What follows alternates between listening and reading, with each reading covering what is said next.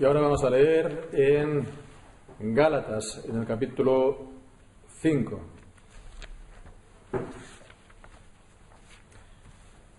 Desde el versículo 1 hasta el versículo 12. Gálatas 5, y dice así la palabra del Señor: Estad pues firmes en la libertad con que Cristo nos hizo libres, y no estéis otra vez sujetos al yugo de servidumbre. Y aquí yo, Pablo, os digo que si os circuncidáis, de nada os aprovechará Cristo. Y otra vez declaro a todo hombre que se circuncide que está obligado a cumplir toda la ley. Os desligasteis de Cristo los que por la ley os justificáis, de la gracia habéis caído. Porque nosotros por el Espíritu aguardamos por la fe la esperanza de la justicia. Porque en Cristo Jesús ni la circuncisión vale algo, ni la incircuncisión, sino la fe que obra por el amor. Vosotros corríais bien. ¿Quién os estorbó para no obedecer a la verdad? Esta persuasión no es de aquel que os llama. Un poco de levadura leuda toda la masa. Yo confío en el Señor respecto de vosotros, que ninguna otra cosa pensaréis, mas el que os inquieta llevará la sentencia, quien quiera que sea. Y yo, hermanos, si aún predico la circuncisión, ¿por qué padezco persecución todavía? En tal caso es quitado el evangelio, el escándalo de la cruz. Ojalá fueran también cortados los que os inquietan. Amén. Que el Señor bendiga su santa palabra. Dice un dicho de la sabiduría popular que es más fácil llegar que mantenerse. Más fácil llegar que mantenerse. Si uno comienza una carrera de estas maratones populares, pues al frente de la carrera, con un gran ritmo, pero no se puede aguantar este ritmo y al final se tiene que dejar la carrera, pues poco después de haber comenzado, pues evidentemente no va a obtener ninguna victoria. En un campeonato no gana la liga el que comienza líder, sino el que acaba líder. Entonces todo esto es porque recoge más o menos de alguna manera el sentido de lo que hemos leído aquí hasta el versículo 12. La semana anterior estuvimos viendo los últimos versículos del capítulo 4 y allí pues estamos viendo esta tipología del Antiguo Testamento, estas señales o estas sombras, ¿verdad?, de Cristo, de su salvación, pero también vemos que a Sara, Agar, Isaac, pues se representaban o a nosotros o también a los judíos y a aquellos que están bajo la servidumbre de la ley. Ya vimos todo esto y pues la conclusión que Pablo sacaba era esa declaración que leemos en el versículo 28. Así que, hermanos, nosotros como Isaac somos hijos de la promesa. Y si somos hijos de la promesa, entonces, versículo 31, hermanos, que no somos hijos de la sierva, sino de la libre. Por lo tanto, los creyentes somos libres. El tono en estos versículos del capítulo 4 era, pues, declarativo. Está declarando, sois hijos de la promesa, vosotros sois como Isaac, sois libres, declarativo, y por lo tanto también era bastante didáctico, estaba enseñando que esto es así. Bien, pues ahora en estos versículos, hemos pasado al capítulo 5, en estos versículos es una exhortación del apóstol Pablo. Bien, es lo que sois. Vosotros sois hijos de la libre. Vosotros sois, pues como Isaac, sois libres. Bien, pues entonces, si eso es así, mantenedlo. Seguid siendo siempre libres. Vemos este cambio, el paso del capítulo 4 al capítulo 5, de manera que, hermanos, no somos hijos de la sierva, sino de la libre. Y el versículo 1, estad pues firmes en la libertad con que Cristo nos hizo libres y no estéis otra vez sujetos al yugo de servidumbre. Este primer capítulo, el versículo primero, pues viene a ser como el título de la sección, está también separado de lo que sigue a continuación. Forma un parte, por lo tanto, la función de título está pues mostrando que lo que viene es esta, o lo que sigue es esta exhortación a seguir siendo libres. Cuando está hablando, por lo tanto, nos acordamos de la esclavitud de la ley. La esclavitud de la ley se está refiriendo a la maldición de la ley. Cuando está hablando de la libertad de la ley es la libertad de la condenación de la ley. Y esto es lo que realizó Jesucristo por el Evangelio. Y entonces, por su obra de salvación, Él pues pagó el precio del castigo que la ley da al pecado y tomó para sí la maldición para hacer libre a su pueblo de esta esclavitud. Bien, pues entonces el problema en el que se encontraban los gálatas, el dilema, la tentación era entonces acabar otra vez bajo la ley. Es decir, ponerse bajo la ley para intentar ser justificado por ella. Y bien, pues esto es lo que viene a exhortar el apóstol Pablo. No os volváis pues a poner bajo la ley. No querráis pues ser justificado por ella, porque entonces volveréis a estar bajo la esclavitud, en esclavitud. En esos versículos pues que hemos leído, el apóstol hace esta exhortación básicamente en tres puntos principales. Primeramente está hablando del error, mostrando la vanidad del error. El segundo punto muestra la verdad, mostrando la eficacia del Evangelio. Y en tercer lugar, el peligro que tienen los creyentes de las malas influencias. La vanidad del error es el primero que entonces se trata el apóstol en los versículos del 2 al 4. La vanidad no sirve de nada. El error es vano. He aquí yo, Pablo, os digo que si os circuncidáis, de nada os aprovechará Cristo. Entonces vemos que se está de nuevo centrando en la cuestión de la circuncisión. Y bien, pues antes de ver lo que está diciendo, sería bueno tener darnos cuenta, reparar un poco en la manera que procede Pablo aquí. Es también muy significativa porque vemos tratando la cuestión de la circuncisión, algo, por lo tanto, particular, un asunto, algo concreto de la circuncisión. Y bien, pues la cuestión era que habían unos que estaban diciendo que era necesario que los cristianos se circuncidaran. Un punto concreto. Y ellos no venían a impugnar toda la fe cristiana. En principio ellos mantenían todo el conjunto de creencias, de doctrinas o enseñanzas de la fe cristiana. Solamente estaba este punto de la circuncisión. Y vemos pues la manera de proceder del apóstol Pablo es que él hace ver lo que esto implica. Lo que implica la afirmación de que los cristianos de origen gentil se tienen que circuncidar para ser salvos. Entonces vemos aquí lo que dice es, no es algo solamente un punto y ya está. Esto tiene mucho más contenido, esto tiene muchas más implicaciones.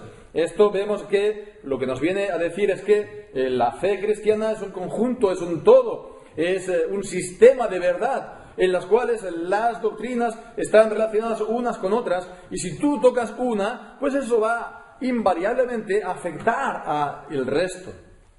Bien, pues entonces esto es bueno tenerlo presente de nuevo, para ver cómo procede el apóstol aquí. Y decíamos, por lo tanto, en el versículo 2 está diciendo, lo hemos dicho, que si os circuncidáis, es decir, a los que venían del paganismo, cristianos como nosotros, de origen gentil, no judío, pues dice, si os circuncidáis, de nada os aprovechará Cristo, de nada os aprovechará Cristo. Y alguien pues podría decir, pues esto que está diciendo el apóstol Pablo es a lo mejor muy radical o muy fuerte. ¿Por qué? Pues dirían, incluso él se contradice a sí mismo. ¿Por qué? Pues porque leemos en Romanos, en capítulo 4, él está hablando de está hablando de Abraham como el padre de la fe. Y allí, pues en el capítulo 4, pues se nos habla también de la circuncisión. Y no se nos está diciendo precisamente que la circuncisión estuviera en contra de Cristo o de las promesas del Evangelio. Al contrario, se nos está diciendo que la circuncisión venía a apoyar estas promesas del Evangelio, venía a significarlas y las sellaba en la vida de los creyentes del Antiguo Testamento. Y es lo que leemos en capítulo 4 de Romanos, en el versículo 11, cuando dice: recibió Abraham la señal de la circuncisión. Se le llama señal el sello de la justicia de la fe que tuvo estando en la incircuncisión, para que fuera padre de muchos creyentes no circuncidados, para que también a ellos les sea contado por justicia. Con lo cual vemos que aquí no se nos está diciendo que esté en contra de Cristo o en contra del Evangelio. Al contrario, estaba señalando las promesas del Evangelio a los creyentes, descendientes físicos de Abraham en el Antiguo Testamento, creyentes, y también pues para nosotros, porque dice que para que fuera padre de todos los creyentes no circuncidados, es decir, nosotros. Por lo tanto, vemos que ahí pues incluso se nos dice que tenía que ver con la justicia de la fe, la justificación de la fe, de la cual también está entonces aquí hablando Pablo en Gálatas. Entonces, ¿cómo se puede entender esto? ¿O cuál es la respuesta que se puede dar? Pues, la respuesta es, si lo paramos a pensar, que evidentemente la circuncisión como tal, en sí misma, pues es lo que dice Pablo en Romanos 4. La circuncisión es una promesa del Evangelio que Dios dio a Abraham y a toda su descendencia, de que él iba a circuncidar el corazón de toda su descendencia, de que él iba, por lo tanto, de esa manera a ser el Dios de ellos y hacer que ellos fueran su pueblo. Entonces, era la señal y el sello de la justicia de la fe. La circuncisión en sí misma era, por lo tanto, del Evangelio. Pero el problema es el mal uso, la mala enseñanza que hacían de la circuncisión estos falsos maestros o profetas o apóstoles, los judaizantes, que decían, por lo tanto, algo que la circuncisión no era, como que era una condición sine qua non para la salvación. Ya de hecho, Abraham fue salvo sin estar circuncidado. Él creyó y le fue contado por justicia en el capítulo 15 de Génesis, y fue circuncidado en el 17, con lo cual él fue salvo sin la circuncisión. Entonces no es una condición sine qua non, como tampoco el bautismo es una condición sine qua non para que alguien sea salvo. Y no se puede depender entonces de la salvación de un niño o de un adulto, de que no haya recibido el bautismo, y si no lo ha recibido, por lo tanto, como dicen, no, pues entonces se va a ir al limbo, ¿no?, los niños, o se van al infierno, porque es lo que realmente salva. No es eso. No es eso, nunca lo fue el bautismo ni la circuncisión. Bien, pues por lo tanto, vemos que la cuestión era que un creyente no judío se tenía que circuncidar. Eso significaba, por tanto, comportaba a hacerse judío, y sus hijos ya serían judíos, y por lo tanto tenían que guardar toda la ley del Antiguo Testamento dada por Moisés, no solamente los 10 mandamientos, sino toda la ley, todos los mandamientos que leemos ahí. Y esto pues como condiciones para ser salvo. Si no hacéis esto, no podéis salvo. Con lo cual vemos que se llega ¿a qué? A aquello que tenemos que hacer para ser salvos. Aquello que tenemos que hacer, las condiciones que hemos de cumplir, realizar nosotros para ser salvos. Por lo tanto, obras. Y bien, entonces dice que si os circuncidáis, entonces estáis haciendo todo esto. Y, por lo tanto, como hemos leído, de nada os aprovechará Cristo. Y ellos no querían, por lo tanto, rechazar a Cristo. Ellos guardaban Cristo en todo lo que decían. Pero Cristo no lo era todo en lo que ellos decían acerca de la salvación. Ellos no decían solo Cristo. Ellos no confesaban solo Cristo, ¿verdad? Uno de las llamadas 5 solas de la Reforma, solo Cristo. Entonces vemos, si Cristo no lo es todo, de nada aprovecha, de nada sirve para la salvación. Si se dice, no, sí, Cristo, pero también tenemos que obrar nosotros. Sí, la fe por una parte, pero también las obras. Entonces ya no es Cristo solo, ni somos justificados solamente por la fe. Si no es Cristo todo, Cristo entonces no es nada. Aunque nosotros queramos, digamos, compaginar o pues guardar una cosa y la otra. O lo es todo o no. ¿Por qué? Porque entonces ya te pones en el terreno de las obras, por lo tanto de la ley. Y la ley es un todo o nada. La ley es un todo o nada. Se tiene que guardar enteramente para ser uno justificado por la ley. ¿Que no lo puedes hacer? Pues entonces no puedes ser justificado por la ley y te pones bajo la servidumbre de la maldición de la ley. Así es como funciona la Escritura. Este es el mensaje de la Escritura y la enseñanza de la Escritura. Y lo que decíamos, o Cristo lo es todo o no es nada. Y la ley es también una totalidad, porque leemos a continuación el versículo 3, otra vez de claro a todo hombre que se circuncide, que está obligado a cumplir toda la ley, todos los mandamientos. No es algo opcional, no es aquellos mandamientos que a mí me parecen bien o no. Uno está obligado a cumplir los 660 o no sé cuántos mandamientos de Moisés y tener una justicia perfecta para ser justificados en base a las obras. Entonces vemos que no es aquello de opcional, no es aquello de hacer apaños o hacer aquí negociaciones.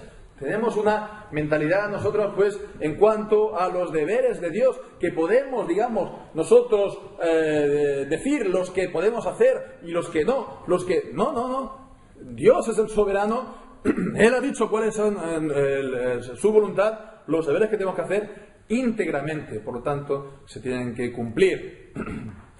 No es cuestión, por lo tanto, de llegar aquí a una especie de apaño entre nosotros. Un poquito por aquí y otro poquito por allá. No, al contrario, dice, uno está obligado a cumplir toda la ley. La palabra literal que se utiliza en el griego es, uno es deudor. Uno es deudor. Está obligado, tiene esa deuda contraída con Dios y con su justicia, si nos ponemos en el terreno de las obras. Bien, pues el resultado de todo esto para los creyentes es lo que dice el versículo 4. Os desligasteis de Cristo los que por la ley os justificáis. Desligar es la idea de abolir pues a Cristo y su gracia y su salvación, como aquel que está pues aboliendo una constitución para implantar un nuevo régimen, ¿no? Algo que estamos viendo últimamente. Bueno, pues algo parecido. Estáis aboliendo, estáis desligándoos de Cristo los que por la ley os justificáis. Dice, de la gracia habéis caído. Estas dos mitades del mismo versículo ayudan también, creo, a interpretarse el uno del otro, porque son los creyentes que están haciendo esto, se están desligando de Cristo. Pues entonces, cuando está diciendo de la gracia habéis caído, pues no sería tanto que han dejado de caer de la gracia de Dios, que ellos antes la tenían y ahora pues están bajo la condenación, sino que es más bien que los creyentes han dado la espalda al Señor y su gracia, a la gracia del Señor, aunque lo están confesando, pero digamos que es como que estén pues dando pues la espalda y avanzando pues lejos del Señor. Por lo tanto vemos, esto es el estado de aquellos que tienen el error en el Evangelio, los errores en cuanto a la palabra de Dios tienen su importancia. Hemos dicho que es un conjunto de verdad, conjunto de sistemas, de doctrinas, tienen su importancia. Y en cuanto a la salvación también no hay un error sin consecuencias. Y en cuanto a las doctrinas del Evangelio, pues estás tocando el corazón de la fe, estás tocando el corazón de la salvación. Y vemos que el error, por lo tanto, da como resultado una religión que será interesante, atractiva, pero es una religión vana, porque no consigue lo que ella pretende. Pretende, por lo tanto, personas que están, pues, digamos, que cumplan perfectamente la ley, ¿verdad? Morales, que hagan la voluntad de Dios, pero al final no consiguen nada de esto. No consigue tampoco nada en cuanto a la salvación. Y ese era el trágico error de los judaizantes en aquel tiempo, y es el trágico error y el estado también del papismo, porque el papismo y los judaizantes se diferencian doctrinalmente en bien poca cosa. Realmente vemos que es una religión vana, en el sentido de que es imposible que un creyente en este sistema uno halle la libertad del Evangelio, la libertad que Cristo da, Cristo, solo Él en el Evangelio, o la seguridad, porque uno siempre tiene que estar mirando a sus propias obras y uno no puede entonces encontrar la seguridad plena de la salvación. Y de hecho ellos lo excluyen, el catolicismo romano excluye, anatemiza el enseñar o decir que se puede tener la seguridad de la salvación en esta vida. Fijémonos, ¿no? Entonces siempre uno tiene que estar trabajando con el miedo a caer, con el miedo a caer. Por lo tanto, vemos, se han dado la media vuelta a la gracia.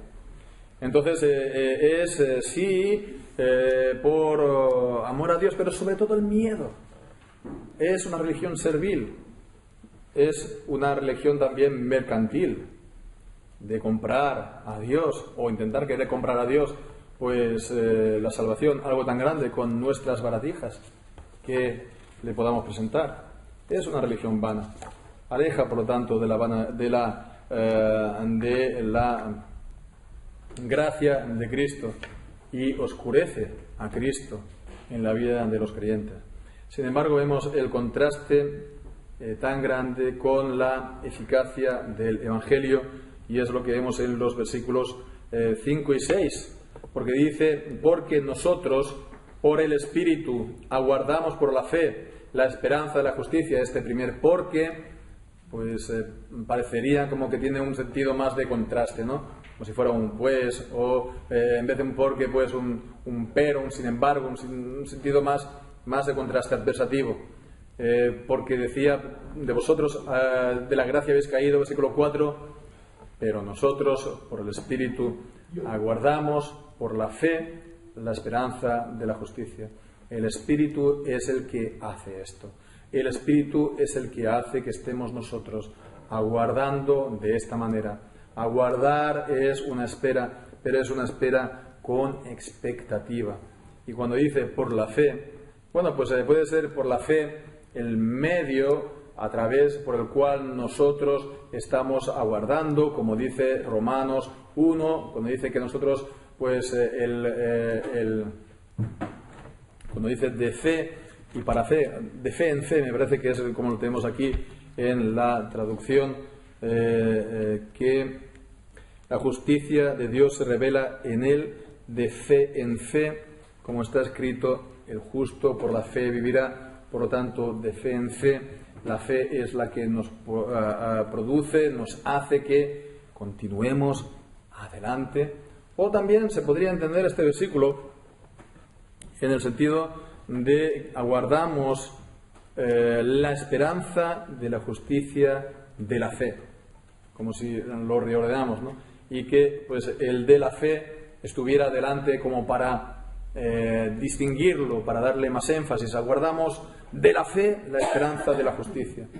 Bueno, pues podría ser también en este sentido. En todo caso, vemos que de una manera o de otra la importancia de la fe. La fe es lo que nos hace a nosotros tener por el Espíritu Santo esta expectativa, esta esperanza, con una gran expectación de la justicia de Dios. Y alguien podría decir, bueno, pues es que no la tienen ya, no son ya justificados los creyentes. Ciertamente que sí, pero nos dice en Romanos 8 que somos salvos en esperanza. La salvación la hemos empezado ya a disfrutar.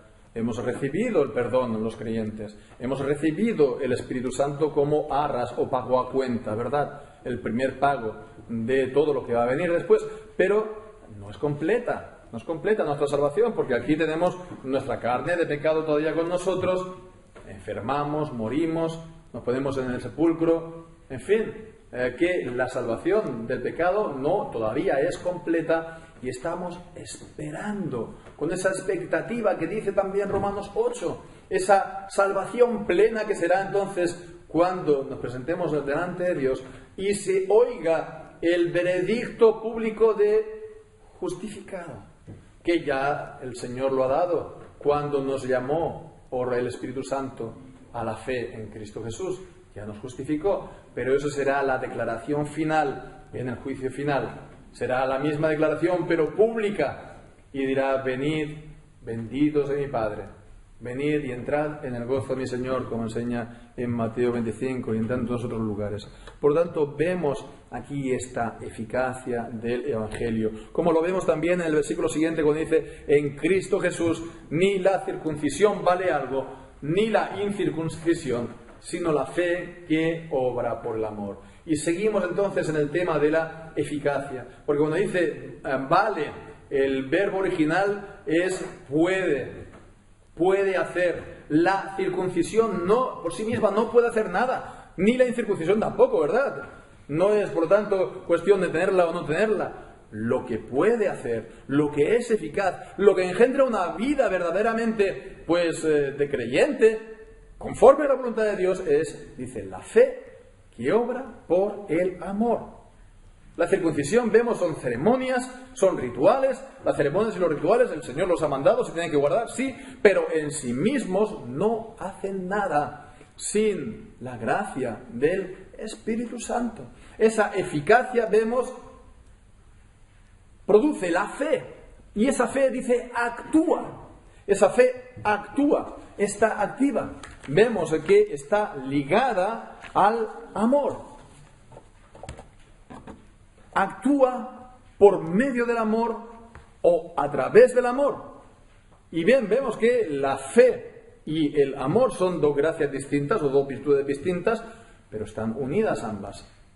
Decimos que somos salvos solo por la fe, o justificados solo por la fe, porque para la justificación solamente cuenta la fe. Dios solamente mira la fe, pero esto no significa que en la vida del justificado, del creyente, esté solamente la fe. Tiene que estar la fe y el amor.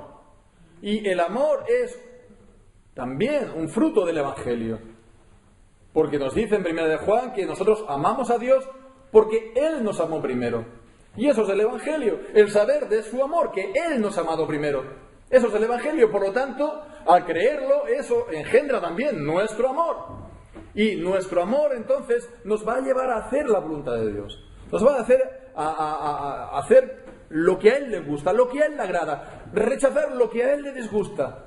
También en cuanto al prójimo, porque no se puede, entonces, si uno dice que ama al prójimo, a Dios, y está aborreciendo al hermano, como dice también 1 de Juan, es un mentiroso. Si amas a Dios, vas a amar también al prójimo. Y por lo tanto, ahí está el cumplimiento de la ley.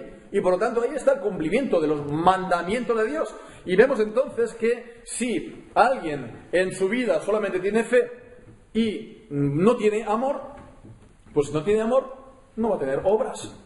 Y si no tiene obras, como dice Santiago, esa fe es muerta. Entonces es ineficaz, es vana. Sin embargo, vemos el amor, nos lleva a la obediencia. Pero es una obediencia en el Evangelio.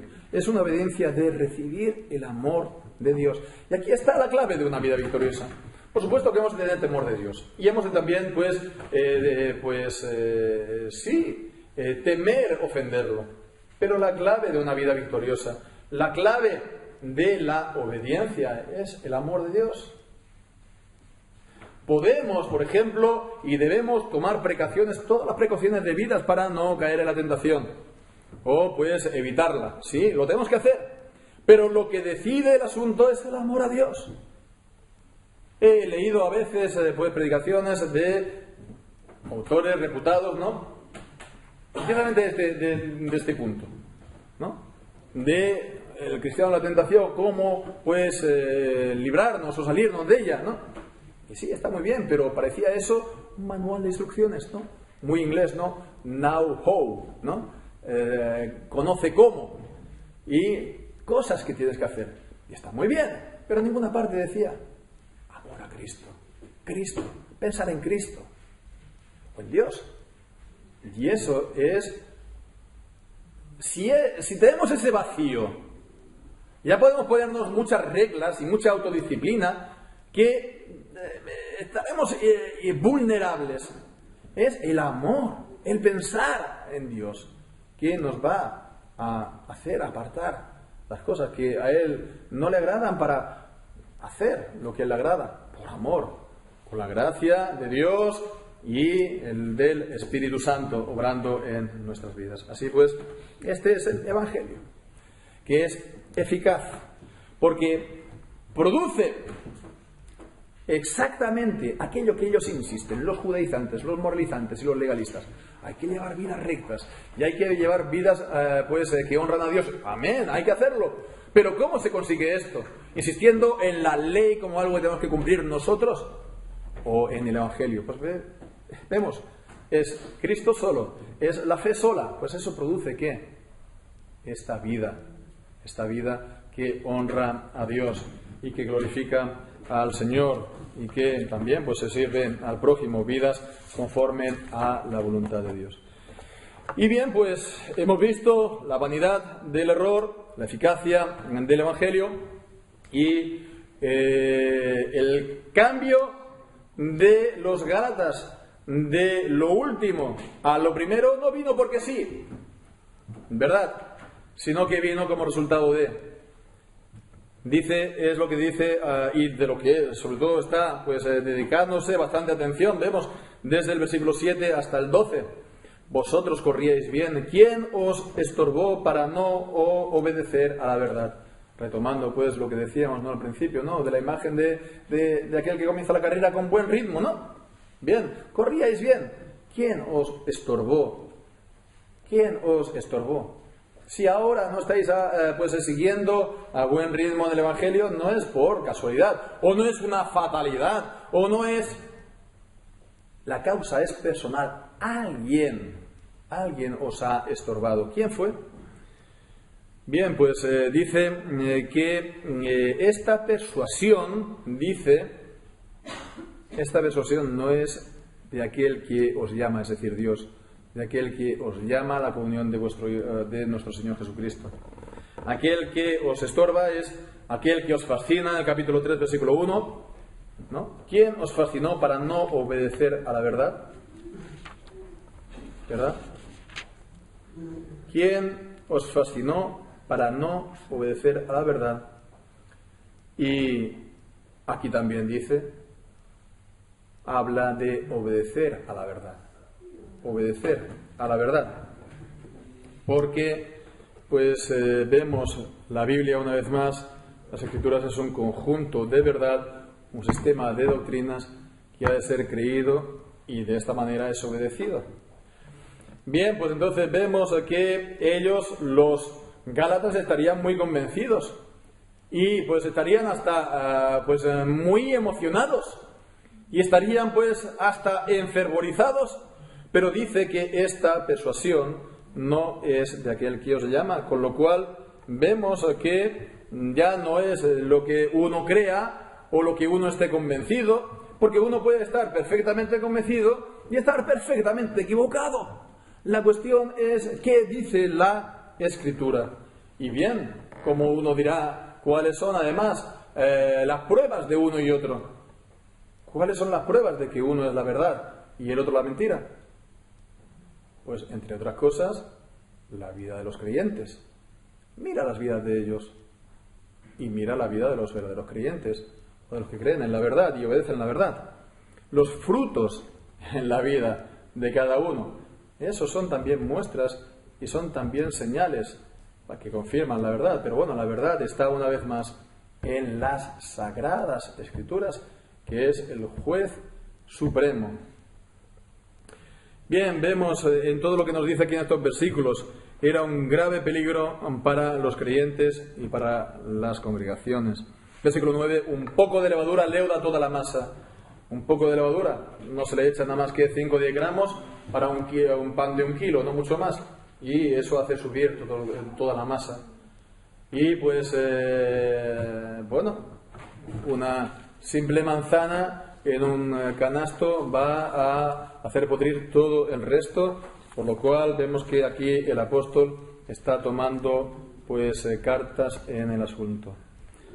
Pero Pablo tenía también esperanzas con respecto a ellos, porque dice, yo confío en el Señor respecto de vosotros, que ninguna cosa otra pensaréis.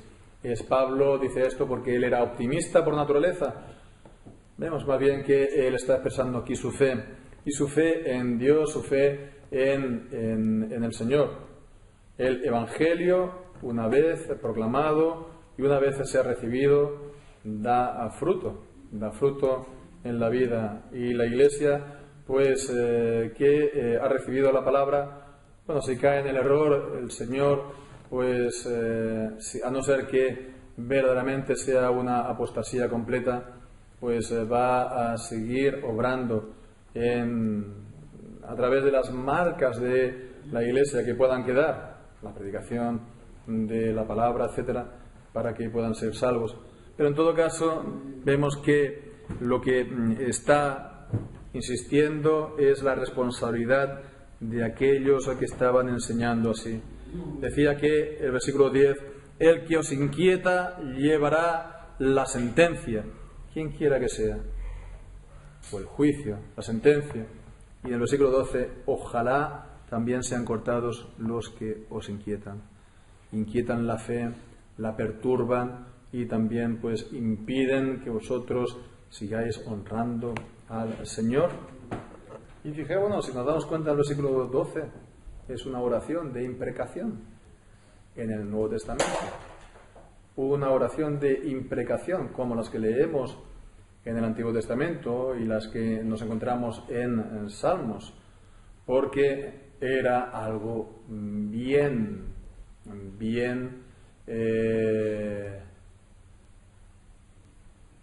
grave lo que ellos estaban haciendo.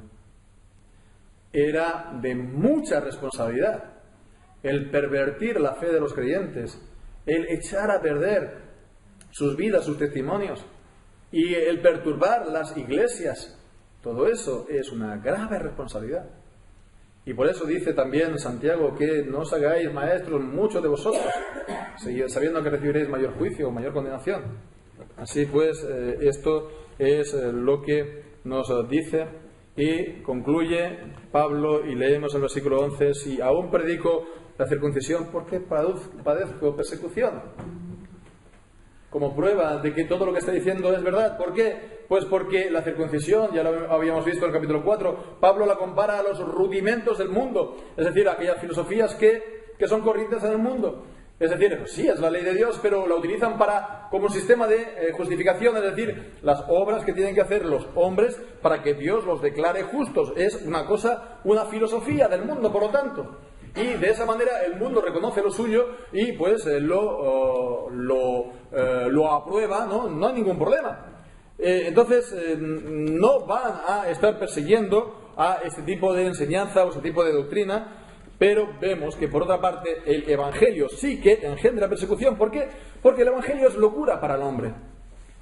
1 Corintios capítulo 1, el Evangelio es locura, las cosas de la palabra de Dios son locuras, se han de discernir espiritualmente y los hombres naturales no tienen el Espíritu.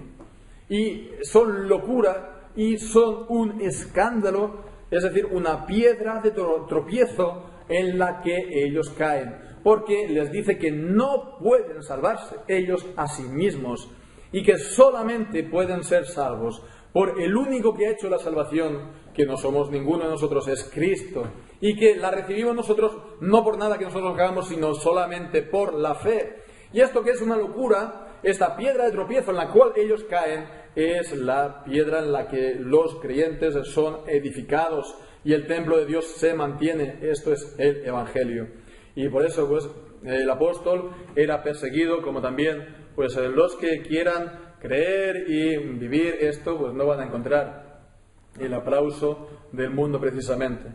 Entonces vemos que esto es lo que nos representa este pasaje. Si buscamos analogías o aplicar esto que aquí leemos, pues hemos de ver esto en el contexto actual. Una de las mayores riesgos para la Iglesia o las iglesias evangélicas en el día presente es el activismo. El activismo. Los creyentes hemos de hacer. Antiguamente era evangelizar. Y la evangelización era la gran ley sobre la cual nos poníamos o nos teníamos que poner pues como un yugo, ¿verdad? Para ser aprobados por Dios. Ahora es más bien el activismo social. En el siglo XIX el liberalismo pues acuñó el evangelio social, en que bueno, pues ya no es tanto enseñar, ya no es tanto predicar, ya no es tanto evangelizar, es cuidarse de los menos favorecidos, etcétera. Y sí, claro que lo tenemos que hacer, pero esto no se tiene que ni confundir ni suplantar, ni mucho menos al evangelio. Hay un espíritu en nuestro tiempo, en las iglesias, de querer hacer el evangelio relevante o pertinente, ¿verdad? Hacer algo actual, no la Biblia, los cultos, la predicación, ¿no? Bueno, la predicación 10 minutos, que no moleste, que no vaya esto a parecerse a una iglesia, porque la gente no le va a gustar. Hemos de parecer pues muy actuales, muy pues para que la gente pues nos reciba de esta manera. Bien, vale, sí, pero esto no es más que palabras. Esto no es más que palabras. Esto es vano. Esto, como hemos visto, es la nada misma. Porque esto no engendra pues vidas que verdaderamente glorifican a Dios. Porque la base está equivocada. La base es lo que yo tengo que hacer. En vez de mirar a Cristo, lo que Él ha hecho, y pues recibirlo descansando, recibiendo su amor, amando a Dios, y esto va a dar, por lo tanto, sí, una vida transformada y que glorifica a Dios. La base en la que basamos nuestra vida, esto es lo importante. Así, por lo tanto, ante tantos cantos de sirena que aquí y allá, pues como se suele decir, mantengamos la calma, ¿no? Y escuchemos la palabra de Dios, escuchemos las Escrituras, escuchemos el Evangelio y no nos dejamos seducir, fascinar por unos u otros, y pues sepamos que en toda otra cosa que no sea Cristo y el Evangelio es vanidad, y lo que verdaderamente es eficaz y engendra vidas que glorifican a Dios es escuchar a Cristo. Lo que hacía Marta y María, ¿nos acordamos? ¿No? Una muy activa, y la otra escogió la parte buena que no le será quitada, estar a los pies de Cristo y escuchar su palabra. Pues que así sea. El Señor bendiga su santa palabra. Amén.